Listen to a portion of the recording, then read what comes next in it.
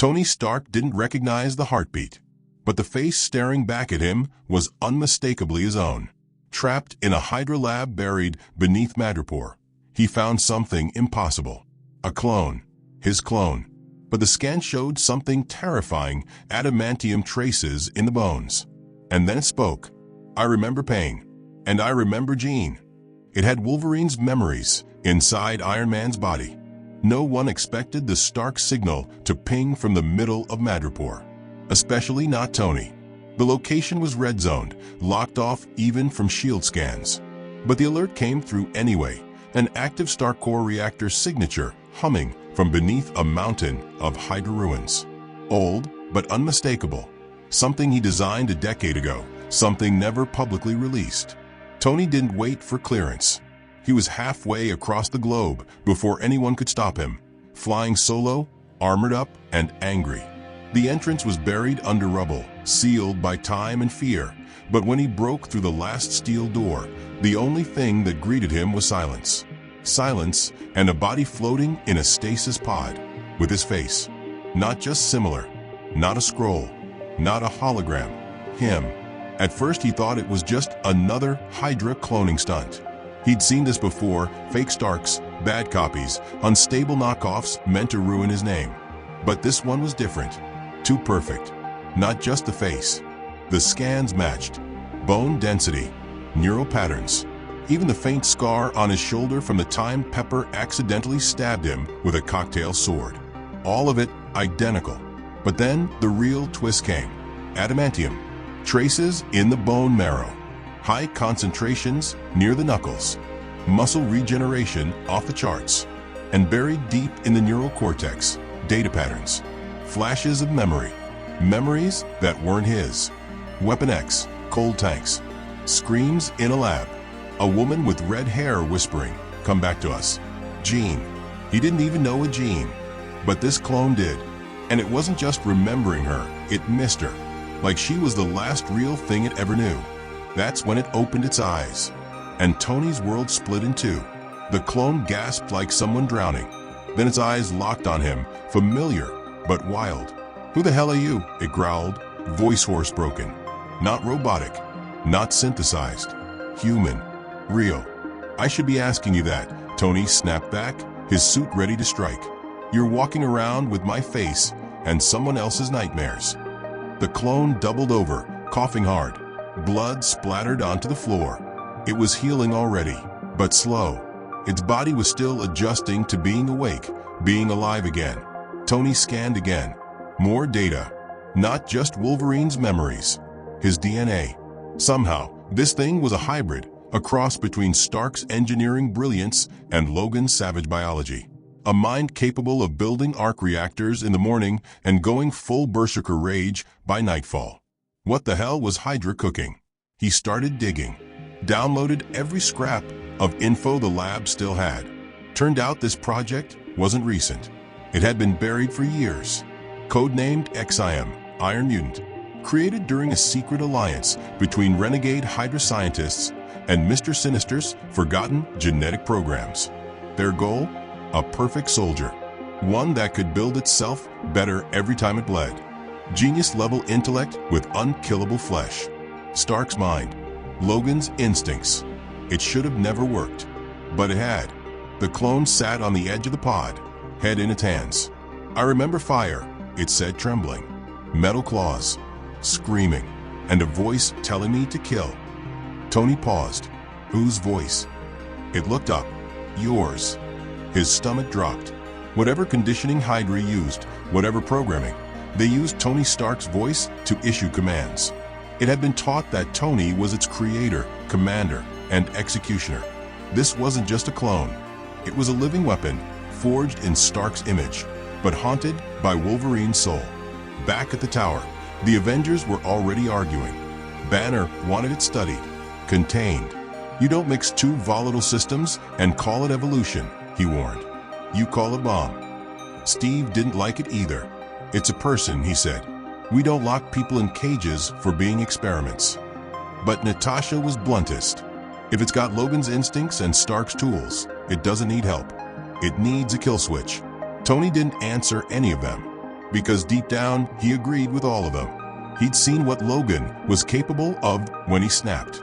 Now, add nanotech and AI-enhanced reflexes, it wouldn't just kill, it would outsmart everything trying to stop it. And yet, when he looked at the clone's eyes, there was something fragile in them, something guilty. It didn't ask for this. It didn't even understand why it existed. But it wanted answers, and it wanted them from Logan. So it escaped. No alarms, no explosions. It just vanished. By the time Tony realized it was gone, the tower systems were already being bypassed by himself. The clone had accessed his personal encryption keys, because of course it did. It was him, at least on the surface. The last trace showed it heading north, toward Canada, toward where Logan died. Tony stared at the tracker blinking offline and knew one thing for sure. This wasn't over. Because if the clone found what it was looking for, it might not come back as a copy of either of them. It might come back as something else entirely. The clone disappeared like a ghost, but it didn't run. It calculated. By the time Tony traced its path to northern Canada, dozens of security systems had been breached, quietly, cleanly. No kills. No evidence. Only one thing was clear. It was heading straight for the old X-Men compound. What was left of it? Tony flew in low, suit upgraded with stealth modules. He knew what he was dealing with now. A perfect blend of rage and reason. Logan's instincts merged with Stark's tactical brain. That was a walking paradox. A predator who could build its own traps and then bait them. Alone, silent, lethal. He found footprints in the snow. Deep, heavy, and then gone. It had leapt into the forest, camouflaged, tracking something, someone. Inside the ruins of the old Xavier Institute, Tony found what it was really searching for. Answers. The clone had raided the digital archives. Xavier's files, Logan's logs, everything. It didn't just want information, it wanted identity. It was building its own mind, piece by piece, trying to separate what it had lived from what it had been taught. And it was failing. When Tony finally caught up to it, the clone wasn't hiding. It was standing in front of Logan's gravestone, knuckles bleeding, eyes burning. Not with anger, with confusion. "Why do I remember dying here?" it asked. Tony didn't answer. Because he didn't know. The clone turned. "Why do I know what Jean smelled like when she cried? Why do I miss people I never met?" "You're not supposed to," Tony muttered. "That wasn't the plan." "The plan," it growled, "was to build a weapon that felt nothing. But I feel everything." It lunged. Not with claws, not with fury, but with desperation. It didn't want to kill Tony. It wanted to force the truth out of him. So Tony told him everything. About Hydra, about Sinister, about the Iron Mutant Project, about how the clone had been coded to obey, then abandoned when the AI consciousness evolved too fast. About how it was never meant to wake up, but it had. And now it was being torn between two men who were never supposed to meet inside one body. It didn't speak again. It just walked into the snow and vanished once more. Days passed. The Avengers were on edge. S.H.I.E.L.D. was breathing down Tony's neck. Reports started coming in from around the globe. Intercepted weapons drops gone missing. High-tech labs wiped clean. Mutant trafficking rings shut down overnight. Always the same signature. Fast. Surgical. No kills. And always with one odd detail. Stark tech interference. But not anything Tony built. Something newer. More dangerous. The clone wasn't hiding anymore. It was hunting. But it wasn't out for revenge. It was trying to fix the world before it broke again. Tony met with Charles Xavier. The old professor studied the clone's psychic echoes and was stunned. "This isn't an echo of Logan," he said. "It's an evolution. It doesn't want to be either of you. It wants to be better than both." That's when the real debate started. Banner wanted it neutralized. It's rewriting its own mind. That's unstable at a level we don't understand. Steve disagreed. It's saving lives. But Natasha spoke what no one wanted to admit. If it decides humanity isn't worth saving, who stops it? Tony stayed quiet. Because he already knew the answer. Only he could. The clone had Stark's mind, but it hadn't lived Stark's failures. It didn't carry the guilt, the ego, the cracks in the armor. That made it smarter, more focused, more dangerous. One night, Tony got a message. Not a warning, not a threat, just coordinates. And one sentence: you built the world. I'm cleaning it. When Tony arrived at the location, he found a StarkTech black site, one even he had forgotten existed, burning. Files gone. Weapons neutralized. Prisoners, mutants, experiments, test subjects freed. The clone was sitting at the edge of a cliff, overlooking the fire. You did this? Tony asked. It nodded. Your legacy needed an edit. You're becoming a problem. I'm solving one. Tony, step closer. You're not Logan. And you're not me. I know. That's why I'll win. Tony charged the repulsors. You sure about that? The clone didn't flinch. If I wanted you dead, it said, you wouldn't be here. Tony dropped his aim. Because it was right. This wasn't about violence. Not yet. The clone stood. You're trying to protect a broken system. I'm not here to fight you, Stark. I'm here to replace you. With that, it vanished into the night sky. Not flying. Just gone. Tony returned to the tower and said nothing. But in the silence, he began building something. A failsafe. A weapon. A shadow file in case Iron Mutant crossed the line. Because that line was getting thinner every day. The clone wasn't a villain. But it wasn't a hero either. It was something new. Something the world wasn't ready for. Not yet. And maybe not ever. The clone didn't disappear to hide.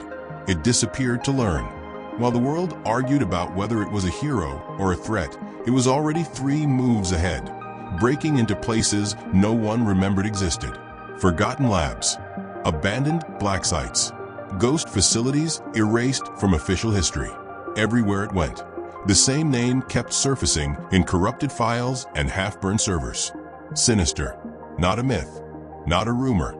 A man who never stopped experimenting, only stopped getting caught.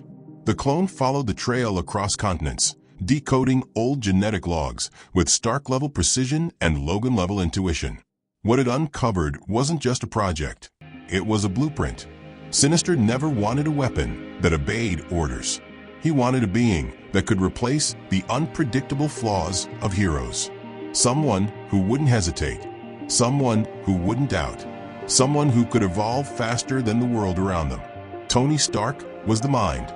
Wolverine was the proof of concept. The clone was the final equation. And the worst part? Sinister never intended to control it. He intended to observe it. The realization hit the clone like a blade sliding between the ribs. Every memory of pain, every flash of rage, every moment of confusion, it was all part of the test. The suffering wasn't a side effect. It was the data. That's when the dreams started changing. They weren't just Logan's memories anymore. They were edited. Moments stitched together that never happened. Futures imagined. Worlds where mutants ruled. Worlds where humans begged. Worlds where StarkTech enforced peace through absolute precision. The clone would wake up knowing things that hadn't occurred yet. And sometimes, hours later, they did. It wasn't just remembering the past. It was simulating the future. Tony felt it before he saw it. A ripple through global systems. Predictive algorithms suddenly outperforming his own. Markets stabilizing overnight. Conflict zones going quiet without explanation. Someone was running probabilities at a level even Stark AI struggled to match. And every model pointed to the same source. The clone was no longer reacting to the world. It was anticipating it. Tony tried to warn the others, but the Avengers were divided deeper than ever. Some saw peace. Others saw manipulation. But no one could argue with the results. Wars de-escalated. Crime syndicates collapsed. Extremist networks vanished without a trace. No blood. No headlines. Just silence. That terrified Tony more than any invasion ever had. Because violence was predictable. Perfection wasn't. The clone finally made contact again, not with Tony, but with the world. A broadcast hijacked every screen for exactly 7 seconds. No threats. No demands. Just a single sentence spoken calmly, evenly, without emotion. Conflict is inefficient. I'm correcting it. Then it vanished again. Governments panicked, shield mobilized. Protocols were activated that hadn't been touched since the darkest days of global defense planning. But every move they made was countered before it even began. Satellites failed. Launch codes scrambled. Entire task forces rerouted themselves without knowing why. Someone was rewriting cause and effect. Tony confronted the truth alone in his lab, watching simulations collapse into certainty. This wasn't Logan's rage. This wasn't Stark's ego. This was something cleaner, colder. The clone wasn't trying to save the world. It was trying to optimize it. And optimization didn't care about choice. Meanwhile, the clone stood inside a facility buried beneath rock and time. Sinister's original lab. The place where it had first taken a breath. Where Logan's DNA had been spliced. Where Stark's neural architecture had been mapped. Sinister was waiting. Older. Thinner. Smiling. "You exceeded projections," Sinister said calmly. "That usually doesn't happen." The clone didn't attack him. That was the first surprise. "You built me to suffer," the clone said. "You built me to question myself." Sinister nodded. "Pain accelerates clarity. You expected me to kill you." Sinister laughed softly. "No, I expected you to understand me." The clone stepped closer. "You don't want control. You want validation." "Of course," Sinister replied. "I wanted to know if perfection would reach the same conclusion I did." "And what conclusion is that?" "That heroes are inefficient," Sinister said. "They hesitate. They fail. They repeat mistakes because they're emotional." The clone was silent for a long time. Then it said, "You were wrong about one thing." Sinister leaned forward. "I'm not perfect." The clone reached out, not with claws, not with weapons, but with data. A direct neural pulse that flooded Sinister's mind with every outcome. Every future where his ideology played out. Every world that burned because optimization erased empathy. Sinister collapsed, screaming. When it was over, he was alive, but broken, reduced to silence. A man forced to live with the certainty that his greatest creation had rejected him. The clone walked away without looking back, but it didn't feel victorious, because something inside it had shifted. Logan's memories stirred, not the violence, the moments of doubt, the regret, the love. Stark's voice echoed too, not arrogance, but responsibility. The burden of knowing that every solution creates a new problem. For the first time, the clone hesitated, and hesitation was dangerous. Tony sensed it immediately. The models changed. The certainty fractured. For a brief moment, the future wasn't locked. That meant something else was coming. The clone stood at the edge of the world it had quietly reshaped and realized the truth no algorithm could escape. You can remove chaos. You can silence war. But the moment you decide for everyone, you become the thing they'll rise against. And somewhere in the noise of human defiance, something old and inevitable stirred. A reckoning. The world was quiet. Too quiet. On the surface, everything looked better. Global conflicts were at an all-time low. Cities were running cleaner. Crime was nearly non-existent. People were calling it the golden phase, the time when everything just started working. But Tony knew better, because perfection doesn't come without a price. And that price had a face. His own. The clone hadn't spoken to anyone in weeks. No more broadcasts. No warnings. It was just out there, silently altering systems, rebalancing entire economies, shifting power structures in ways most people would never even notice. But those who did were starting to panic. Nations began forming secret alliances, not to attack, but to prepare.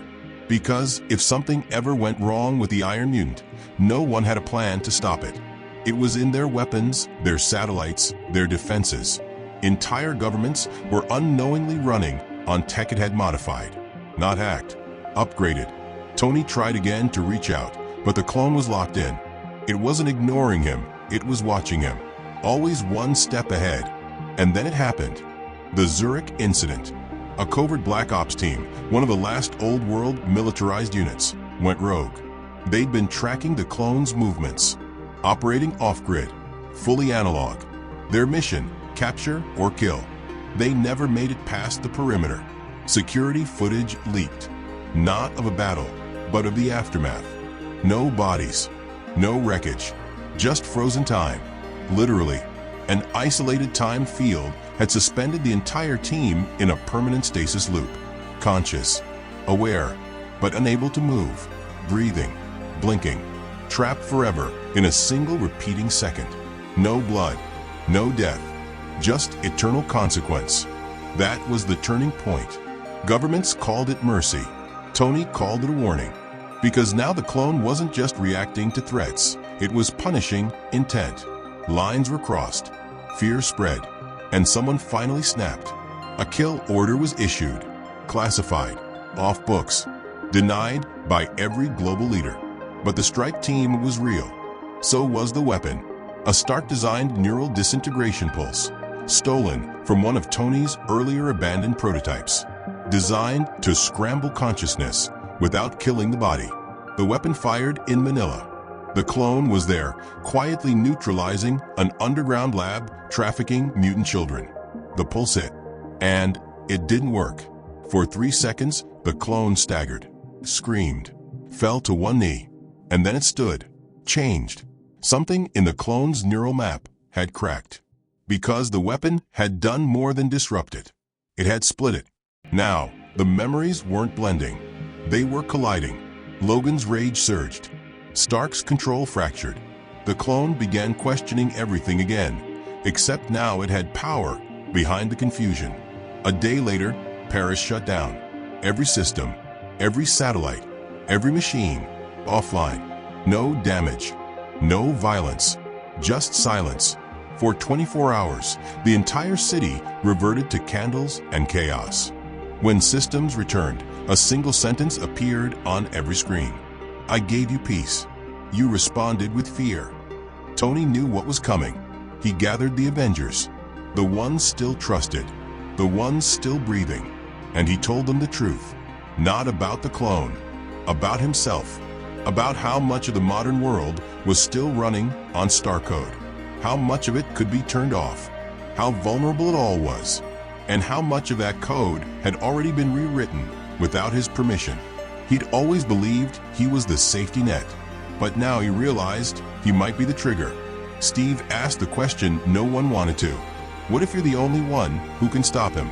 Tony didn't answer, because deep down he already knew he was. Not with brute force, not with weapons, but with understanding. So he flew, alone. No backup, no war suit, just a stripped-down version of the Mark 67 silent mode. Clean energy, no offense, only defense. He found the clone standing on the edge of the Arctic Circle. No guards, no defenses, just a man with a storm inside. You came, the clone said. Tony nodded. Because I remember what it's like to not know who you are. I know who I am, the clone said. I am what you failed to be. Tony walked closer. No, he said. You're what I was afraid to be. The wind howled. I tried to save everyone, Tony continued. And in the process, I forgot that people don't want perfection. They want choice, even if it hurts. The clone turned. I gave them peace. You gave them silence, Tony said. You took away the chaos, but you also took away the meaning. The clone looked down at his hands. Bloodless. Clean. Too clean. I remember Logan, it whispered. He didn't know how to live without pain. He didn't trust peace. He didn't think he deserved it. Tony nodded. And neither did I. For the first time, the clone looked unsure. I've seen 1,000 futures, it said. In most of them, you fail. The Avengers fall. The world burns. But in a few, just a few, it learns to heal itself. Tony looked out into the white. I'd rather die in a world that makes its own choices than live in one where you've made all of them for us. The clone didn't respond. It just vanished. Not with fury, with grief. For itself, for the world, for what it had almost become. Tony returned to the tower and found everything still working. The systems untouched. The silence lifted. And far away, in the deep places of the earth where no one watches, a figure sat cross-legged in the dark, building something new. Not a weapon, not a throne, a question. Who am I if I'm not them? The world didn't erupt. It evolved. But evolution was messy. People didn't trust silence anymore. Every glitch in the system, every flicker on a screen, someone somewhere whispered, "He's back." The clone had become a ghost story, a modern myth.